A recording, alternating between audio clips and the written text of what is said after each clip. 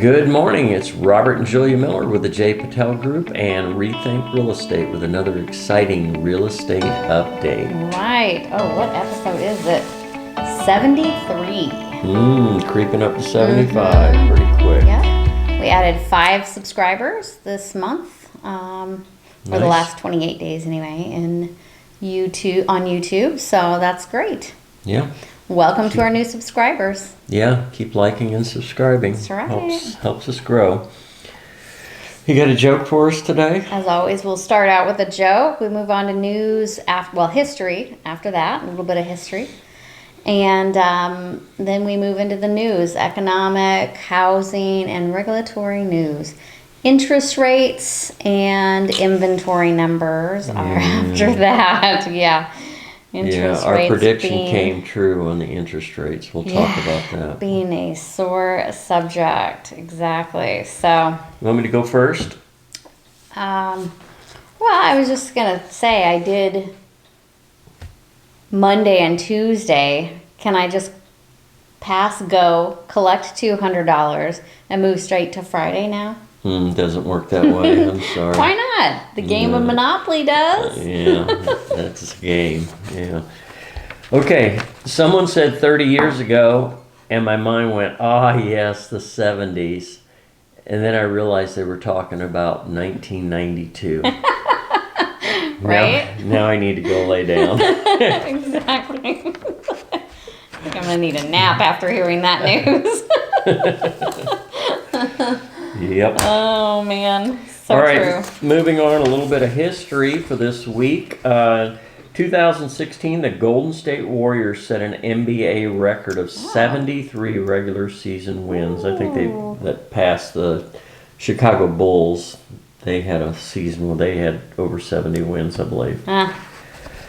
The Phoenix Suns had a very good run. This past I think season. if they hadn't been so far ahead of everybody where they were able to just kind of rest their players and not put a lot of effort into those last games, they may have given 70 wins a run. But I think they planned it out for the playoffs, so hopefully they have a nice long run. So you're saying the Chicago Bulls beat that Golden State Warriors record, or they were the original record.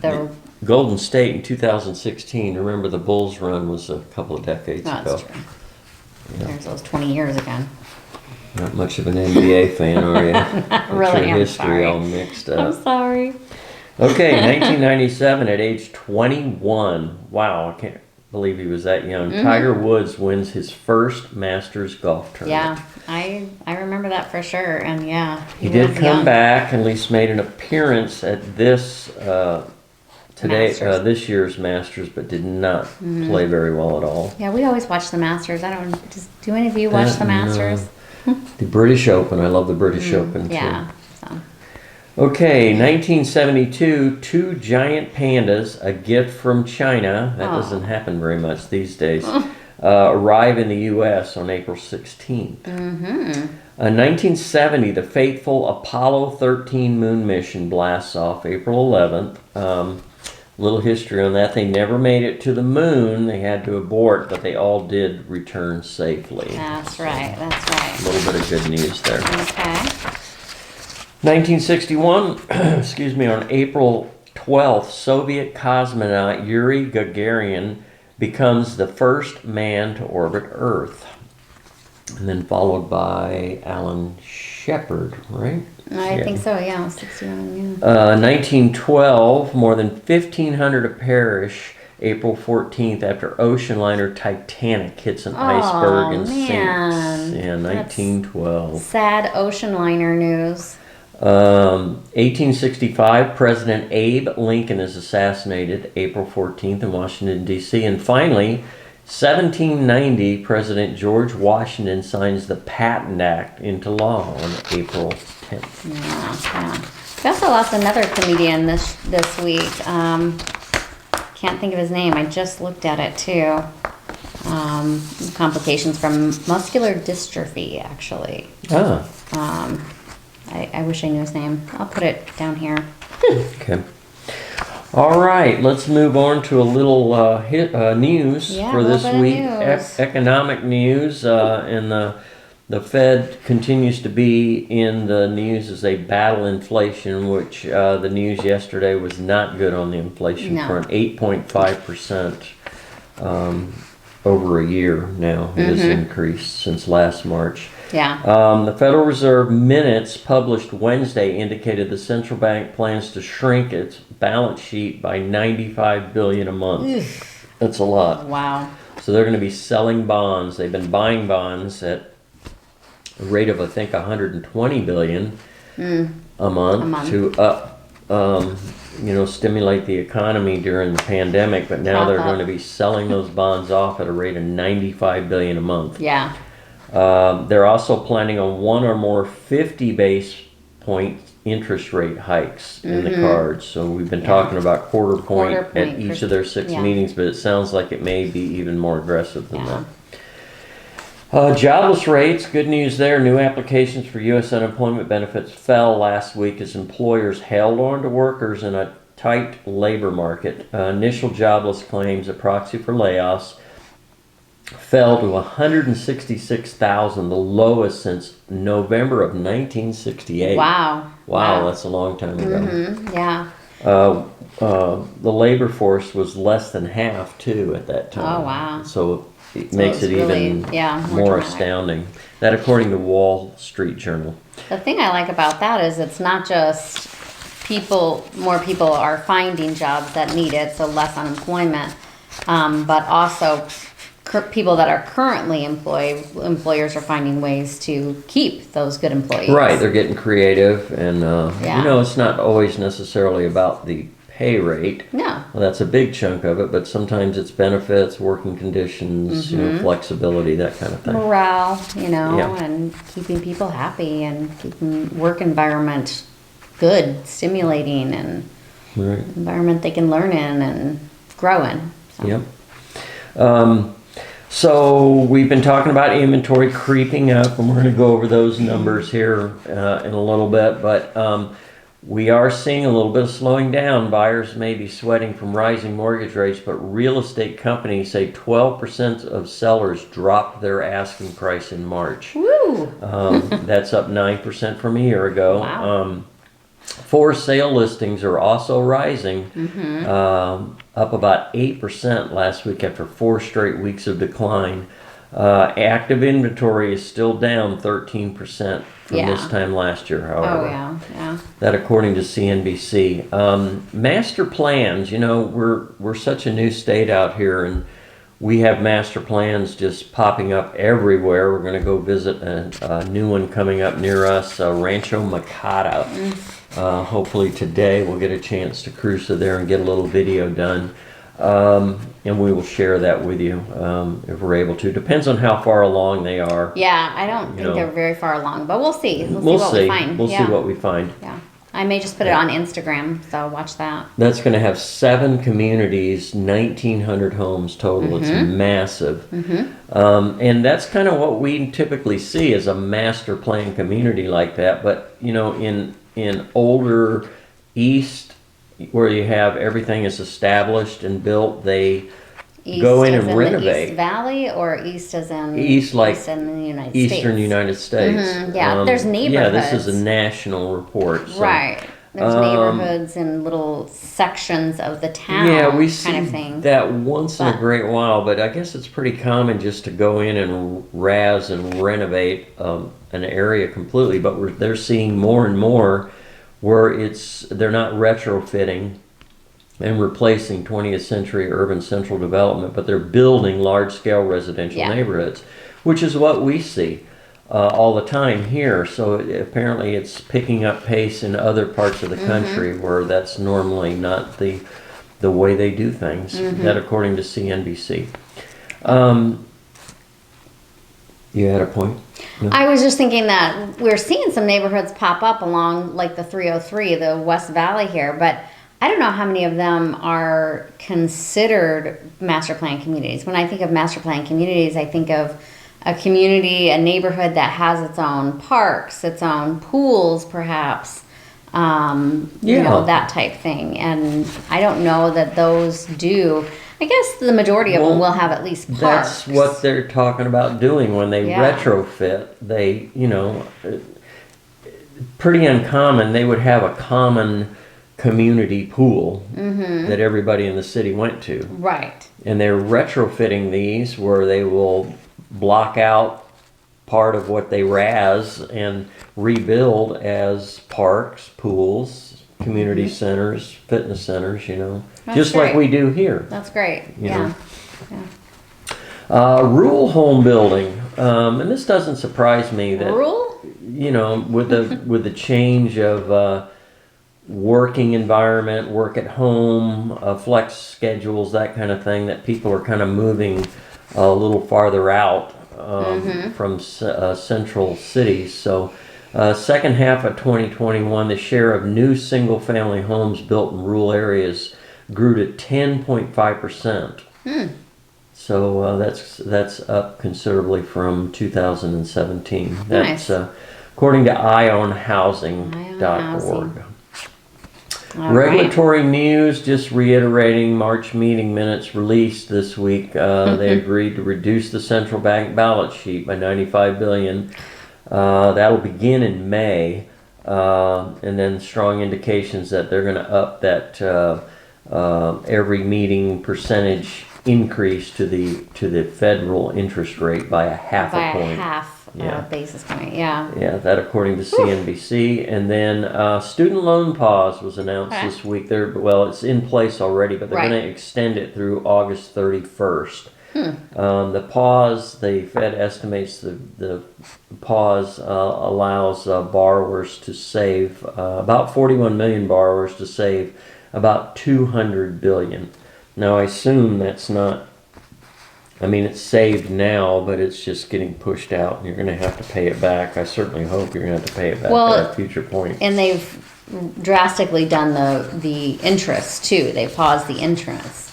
So if you still want to make payments, you're actually making payments towards principal, the right? principal. Yeah, that would be a smart move, wouldn't it? While this is paused, if you can afford to do it, knock out your principal, and save yourself a ton of money in interest. Yeah, that's a good point.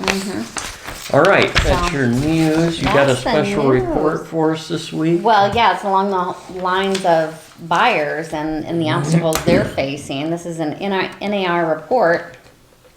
NAR study shows lack of affordable housing is the biggest obstacle to home buying. It's not a surprise there. So basically a study was done to say, okay, what is the biggest obstacle, and what does that look like across the different demographics? Are there races or ethnicities that are affected differently because of that?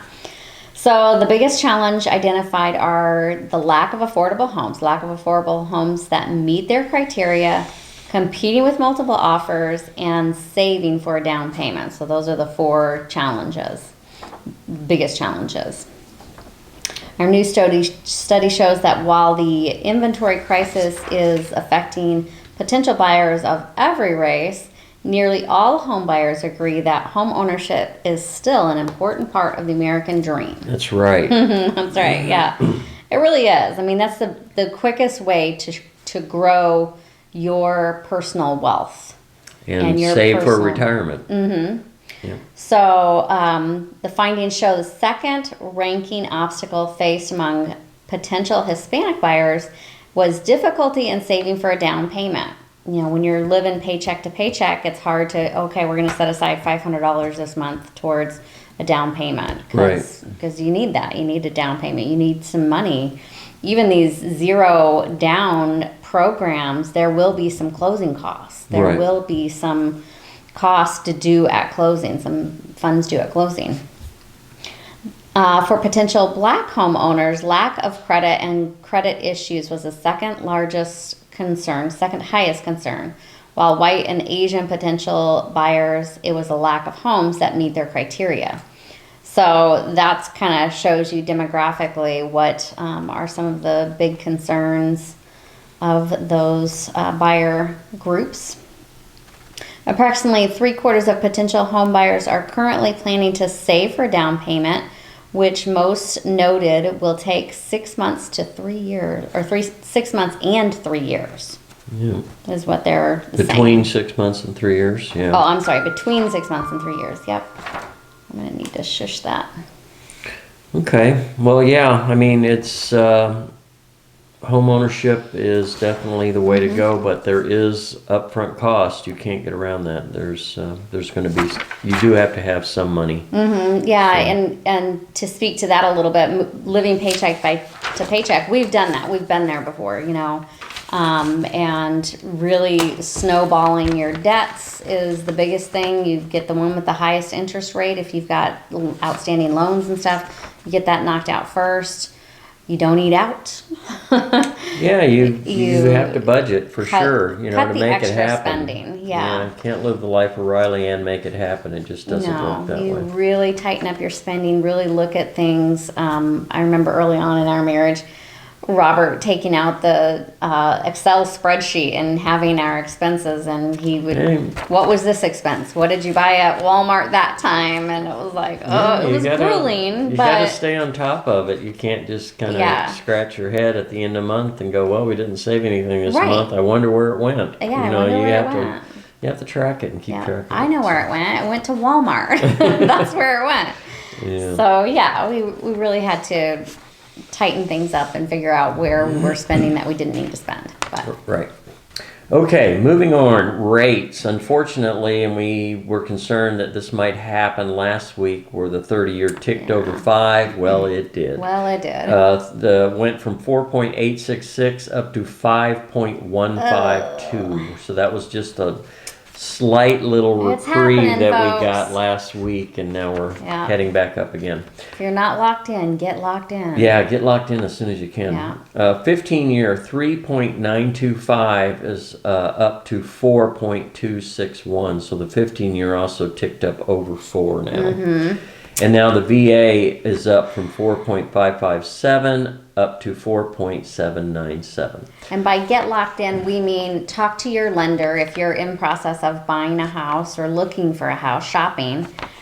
Talk to your lender about, okay, how soon can we lock in that interest rate to where you lock in a rate, and try to stop that at least, you know, lock it in at the 5.1. It'll likely be less than that. It'll probably be like 4.8. These are indices, so your rate that you actually pay, in all likelihood, will be less than that. Will be less than that, yeah. Okay, moving on to inventory, we are seeing a tick up, and I'm sure this rate increase is having a lot to do with that, or at least some.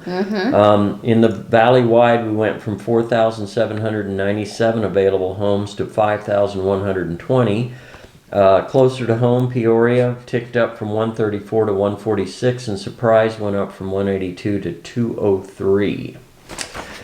Closer to home, Trilogy at Vistancia has 9 homes available. Price range $489,000 to $1,250,000. Vistancia Village has 7 homes available. Price range $400,000 to $1,149,000. All right, we got one at $400,000. That's the lowest we've had for a little while.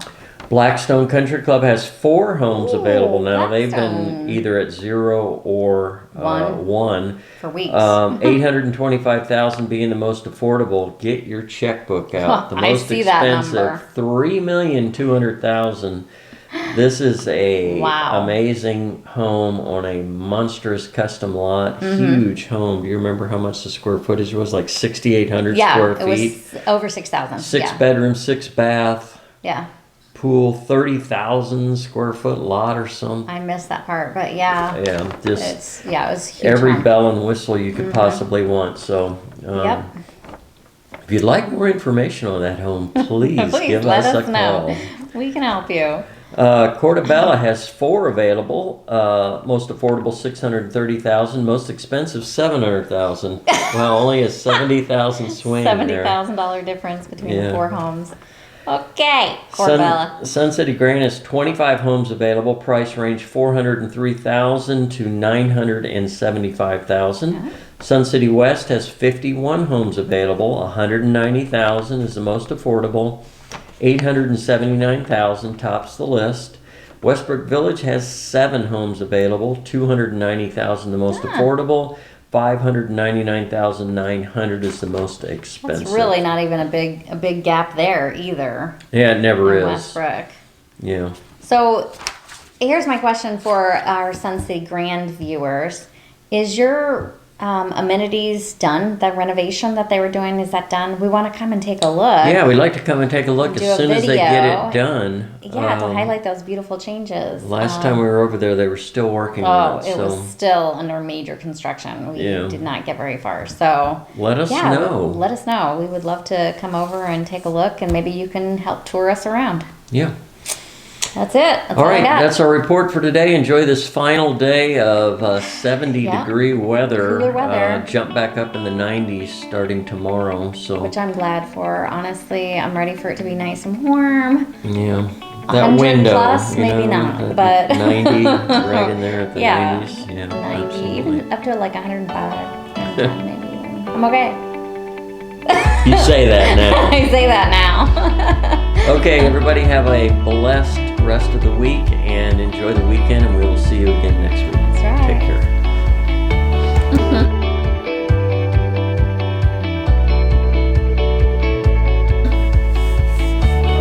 105 is okay. You'll be whining. Oh my gosh. We're ready. Let me see volume. Snap, crackle, pop. Yep. Rice Krispies. That's one we didn't say. Rice Krispies. Krispies? Yeah. Oh yeah. That was probably one of the more healthier cereals we ate. Didn't have a bunch of sugar. It had a little bit.